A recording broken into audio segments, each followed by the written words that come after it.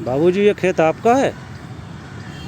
नहीं साहब, ये खेत हमारा नहीं। दूसरे खेत में मेहनत मजदूरी करके अपना और अपने बच्चों का पेट पालते हैं। लेकिन हाँ साहब, हमारा भी खेत था, 4 बीघा पुश्तैनी ज़मीन थी जिसमें हम खेती बाड़ी करके अपने घर वालों का पेट पालते थे। लेकिन साहब, एक बार ऐसी मुसीबत हमें पर आ गई।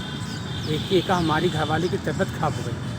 हमारे पास पैसे नहीं थे, तब प्रधान जी के पास गए, उनसे पैसा लिया, फिर हमने उसको दिखाया। अब हम अपना पेट काट के 1 रुपया इकट्ठा करके जाते प्रधान जी को पैसा देते हैं, कहते साहब मेरी ज़मीन दे दीजिए। वो कहते नहीं, अब ये ज़मीन हमारी हो गई, अब हमें पैसा नहीं चाहिए, हमने तुम्हें पैसा दे दिया, पैसा रखो, अब ये ज़मीन हमारी हो गई।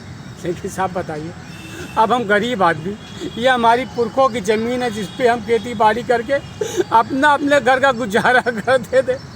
अब वो पता कहता कि अब ज़मीन नहीं देंगे। साहब बताइए, अब कहाँ जाए, क्या करे साहब। अरे तो रो कह रहे हो बाबूजी? देखिए, ज़मीन तो आपकी, आपको मिल जाएगी, लेकिन जैसा मैं बताऊंगा वैसा करेंगे। लेकिन साहब, वो दबंग आदमी है।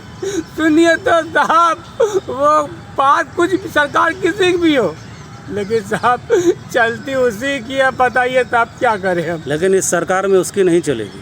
मतलब आप एक काम कीजिए जी, आप एक एप्लीकेशन लेके और ज़मीन के पेपर लेके जाइए मुख्यमंत्री जी से, लखनऊ में मिलिए सोमवार के दिन। जी ठीक है, आप उनको अपनी पूरे ये कहानी बताइएगा, इस तरह से आपके साथ हुआ है, जी और वो आपको आपकी ज़मीन वापस दिला देंगे। जी साहब।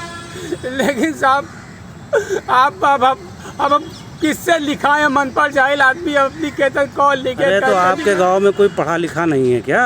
हाँ साहब, 1-2 लोग पढ़े लिखे तो हैं। ठीक है साहब, आपने हमें इतनी अच्छी जानकारी दी साहब। हम आज ही शाम को जाते हैं और एप्लीकेशन लिखा के कल ही शहर निकल जाते हैं साहब। बहुत बहुत धन्यवाद जो आपने हमें अच्छी जानकारी दे दी साहब, बहुत बहुत धन्यवाद।